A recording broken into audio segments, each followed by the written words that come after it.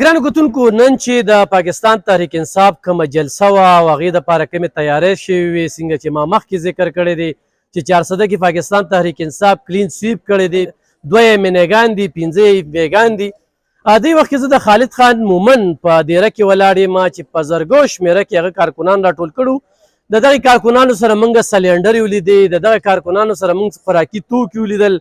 دغه کارکنان دې جلسې ته یو ډېر پرجوش وو او بل د مزاحمت په بدله کې چې کوم دی نو هغوی دې ته خو هم تیار وو چې ځان له دغه سر ماتو.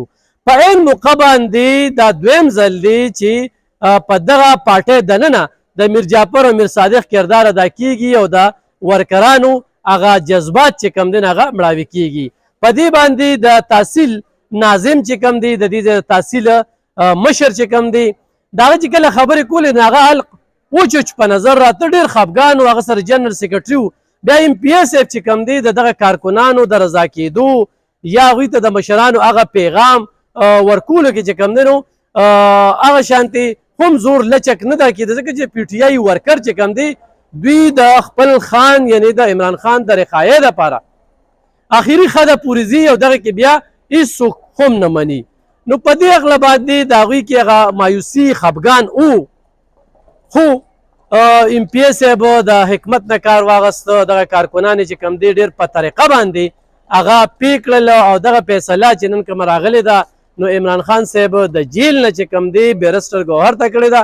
بیرسټر ګوهر چې کوم دی نو هغه بیا یو پریس ریلیز جاری کړ. بیا د وزیر اعلی چې کوم دی خیبر پښتونخوا هغه یو میسج خو هم دغه کړ. خو دلته کې چې څومره کارکنانو سره موږ خبرې اترې وکړې نو هغوی د وزیر اعلی نه نو خوشحاله. هغوی دغه وزیر اعلی ګڼي چې دا د هغې خلکو کار دی د کومو خلکو په وجه چې موږ سره دغه یو سازش روان دی او د کومو خلکو په وجه چې کوم دی نو نن عمران خان گرفتار دی یا زمونږ بار بار چې کوم دی نو جلسې ملتوي کیږي. نو نن موږ د دغه کارکنانو جذبات خو ولیدل او چې کله فیصله راله نو د هغوی هغه مړاویتوب خو موږ ولیدل، د هغوی خفګان موږ خو ولیده.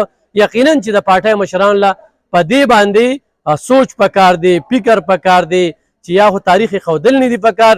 دلته کې چې کوم د تحصیل تنظیم دی نو هغوی ته مسلې پیدا کیږي. دلته کې چې کوم ایم پی ای وي هغوی ته هم د داسې فیصلو وروستو چې کوم دی نو مسلې پیدا کیږي. نو داسې مسلې چې کوم دی نو نه دي پیدا کول پکار. خو نن چې موږ کومه شمېره ولیدله نو دا د هغه سیاسي خلک هم غوري چې د پاکستان تحریک انصاف په ورکر کې څه کمې نه دي راغلې. روز تر ورځه چې کوم دی د دې حرکاتو سره د دې زورورتیا سره هغوی کې زیاتوالی راځي. نو په دې باندې خو هم سوچ پکار دی. مننه.